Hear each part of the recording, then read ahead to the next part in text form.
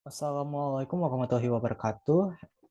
Well, hello, I am Aditya. I am the moderator of this group, which is Group 3. We are going to explain about how do we develop a high-quality classroom test. Group 3 consists of Indriana Devi, me, myself, Aditya Fadiparat, Dimas Subarkah, Syama Septiana Putri, and Iqbal Naufal Ramdhani. The table of contents consists of developing a test, key terms of concept in the test development, the important role of test specifications, an overview of a test development process, rating scales, administration and analysis, and test results. The first material, which is developing a test, will be explained by me myself. Right, developing a test. Hold on, let me take a breather. It should be noted that there is no easy way to design a test, but everyone commonly agree that standards should be applied to all testing activities, whether they occur within your classroom as a result of your own test development, as a program, as a system, as a nation, or anything around the world. Right. Anyway, first we need to consider some of the key steps in developing tests. The higher the stakes of the test, the more time and effort will go into the work on each of the steps. However, as a teacher, as a teacher, we also need to clearly understand the importance of each step and how and do our best working alone or with our colleagues, no matter which one it is. We need to ensure that we have designed the tests that first of all measure what we intend to measure. The second is adequately represents or samples the outcomes, content, skills, abilities, or knowledge that we are measuring, and elicits the information that is useful in informing our teacher and in supporting the learning for our students. Thank you. That's all for me.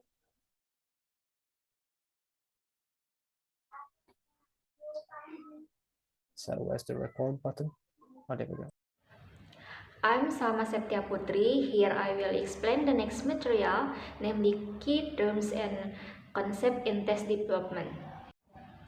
Before examining the steps in a test development process that will improve the usefulness and meaningfulness of our test, there are a few key terms we need to define.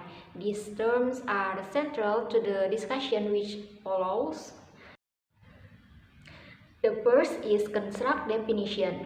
Once the main date for a test has been established and the purpose of the test is clearly understood and stated, we need to define precisely what we intend to measure. Construct definition is the process of defining what it is we intend to measure. A construct is most often theoretically or empirically informed by research of the context in which language is used. It may be identified in a curricular document which spell out goals for learning or defined by the learning outcomes that have been identified for a course. The second is criterion and norm reference assessment. How we define the construct of our test will influence all other aspects of our test. The main purpose of criterion reference assessment is to describe what students know and can do. At times, the purpose of a test or assessment procedure is to compare a student's performance with other students to rank a student's performance on the basis of the test performance of their peers from high to low. Such a test or assessment procedure is called non-representation assessment. Its main purpose is to discriminate between students. The third is target language use TLU domain. We know that language changes in relation to the context in which we use it. When we interpret a criterion, we may want to add some context to an item or task in our test. If, however, we want to limit our test to a specific context, we will be engaging in domain reference assessment or the assessment of language for specific purpose according to Douglas 2000, and only the language that is typically used and tasks that routinely occur within that domain will be selected for use in our test. So, for example, if a proficiency test is developed in order to measure the language necessary for an undergraduate student to engage with the demands of a first year's engineering program, all of our criteria will be domains reference. In this case, the target language use TLU domain. The domain of interest is first year's engineering. Maybe that's all from me. Thank you. Alright, Assalamualaikum warahmatullahi wabarakatuh. Thank you so much. So, the next material would be the important role of test specification. An essential question we must answer when developing a test is whether or not our statement of construct is too broad, too narrow, or just right. This leads us to the definition of another key term in high-quality test development, namely test specification. When we write out information about what our test is measuring, we are engaged in test specification writing. This is a map, a blueprint, or a recipe for our test. Our specifications should be detailed enough to allow another teacher or a group of teachers to develop a test that is similar to ours. Test specification let teachers and test developers develop multiple versions of a test which are arguably parallel or as similar as possible. Writing test specification for a test we are developing will allow us to: the first one is generate other tests for other classes at equivalent levels of difficulty. Second one is accumulate systematic information about what you are testing and what your students are learning. The third is document over time the relative performance of group in your program. And the last one is increase the clarity of your purpose and directly support the link between testing and teaching. Test specifications are not fixed. They evolve and over time they tend to stabilize. Developing test specification can be a very helpful means of encouraging collaboration and cohesion within a program as participating teachers map out and define test specification as part of test development project. In other words, the process of negotiating specification for a test is an excellent professional development opportunity.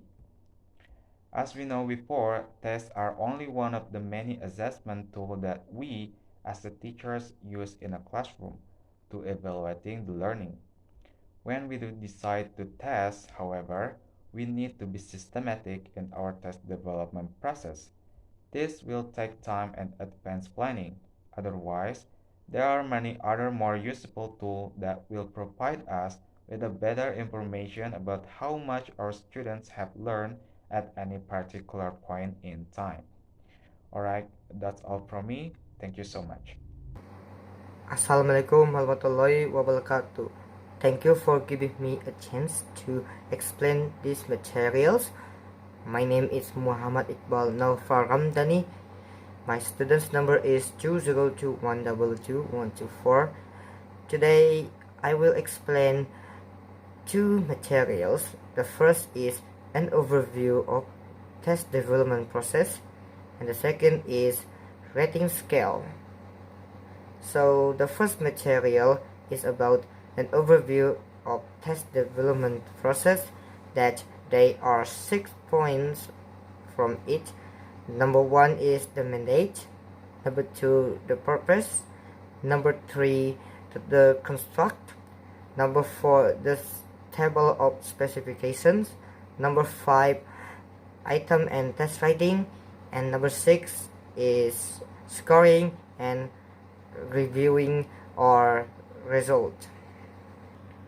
Rating scale is essentially a description of behaviors, features, or characteristics of the performance which are represented to point values.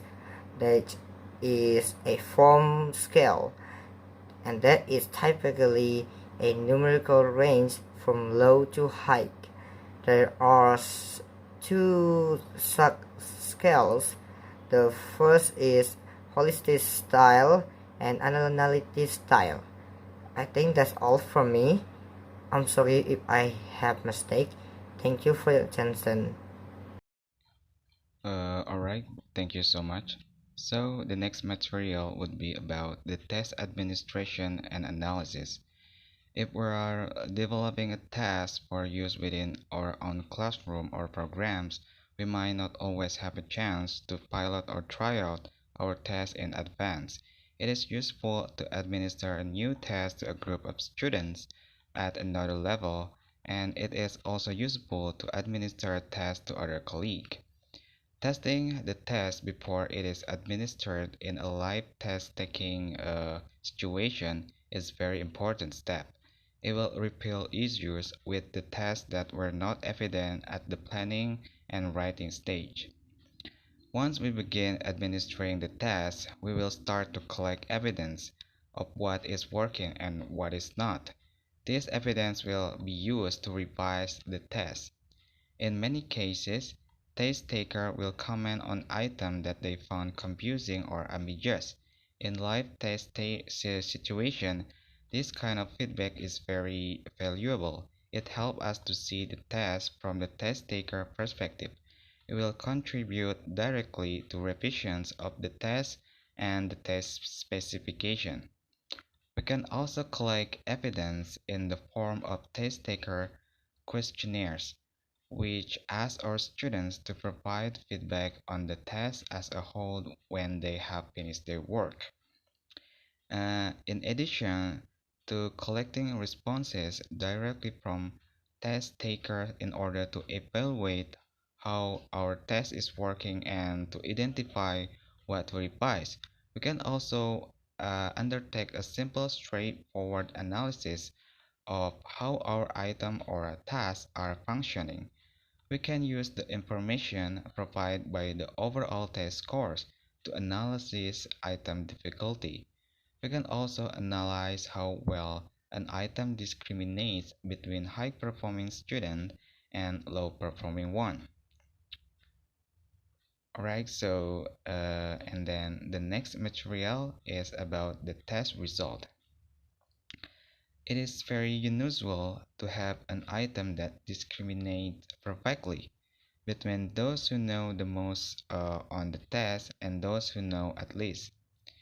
An item like this is what norm reference test developers have as their objective. Those who are working on norm reference tests have the principal goal of discriminating between individual relation to other students or groups. And in 1954, discrete point, which each test item measures one discrete feature of the construct, such as the meaning of a word in a vocabulary test or adjective used in a test grammar, dominate language testing. Abel in 1954 provided guidelines for judging the quality of an item using the discrete point test, drawing on total score, for example, the overall information generated by within the test itself.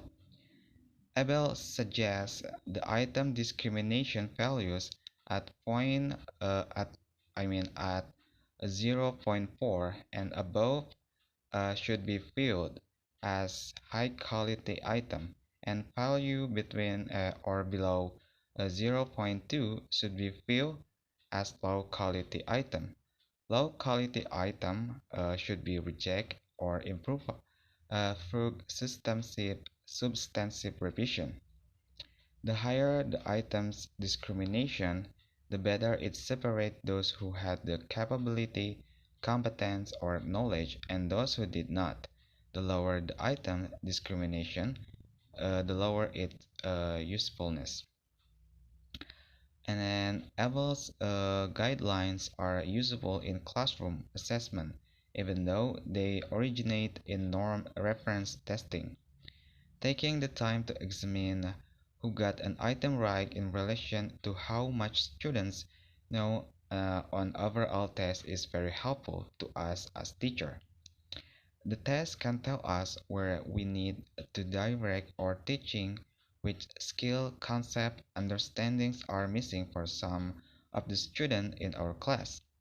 Because our aim in classroom is to support the learning of our student.